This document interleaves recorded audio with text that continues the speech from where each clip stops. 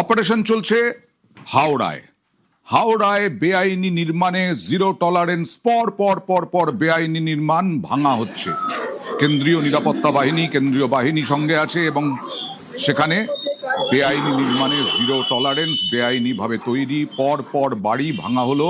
হাওড়ার ফাঁসিতলা থেকে Belilious road, হাওড়ার ফাঁসিতলা থেকে বেলিলিয়াস রোড পর পর পর পর বেআইনি নির্মাণ গজিয়ে উঠেছিল। পালাবদলের আগে, পালাবদলের পরে বেআইনি নির্মাণ নিয়ে কড়া রাজ্য সরকার এবং বেআইনি নির্মাণ আর করতে দেওয়া হবে না বলেও হুঁশিয়ারি মুখ্যমন্ত্রী শুভেন্দু অধিকারীর।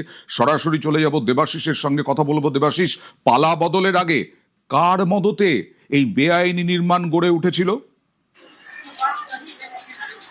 দেখো, আমরা যেখানেই যেখানে যেখানে বুলডোজার চলেছে, যেখানে যেখানে এইভাবে ফুটপাত দখল করে, সরকারি জমি দখল করে, দোকানপাট, তারপরে বাড়ি ঘর, নিজেদের জায়গা তৈরি করে ফেলেছিল, সেখানেই কিন্তু প্রত্যেকের মুখে শুনেছিলাম যে তৃণমূল কংগ্রেস, লোকাল তৃণমূল কংগ্রেস নেতাদের থেকে টাকা দিয়ে সেখানে তাদেরকে জমি নেওয়া হতো, তাদের থেকে ভাড়া পর্যন্ত দেওয়া হতো। আমরা কয়েকদিন আগে দেখেছিলাম যে রেলের জমি, সেখানে নাকি 2,500 টাকা করে ভাড়া নিতেন তৃণমূল নেতা।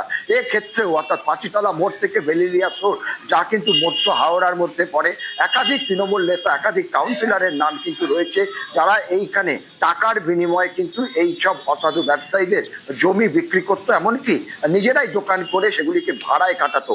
আজ একেবারেই সকাল থেকে এই অভিযান শুরু করা হয়েছে। সেখানে পাঁচিতলা থেকে বেলিলিয়াস রোড পর্যন্ত প্রায় 150টিরও বেশি গুমটি এবং অস্থায়ী দোকান এবং বাড়িঘর, যেগুলিকে বেআইনিভাবে চিহ্নিত করেছিল প্রশাসন, সেগুলিকে কিন্তু ভেঙে ফেলা হয়েছে। এই বেআইনি নির্মাণের অভিযান যেন, বেআইনি নির্মাণের বিরুদ্ধে অভিযান যেন চলে, সেদিকেই আমাদের নজর থাকবে।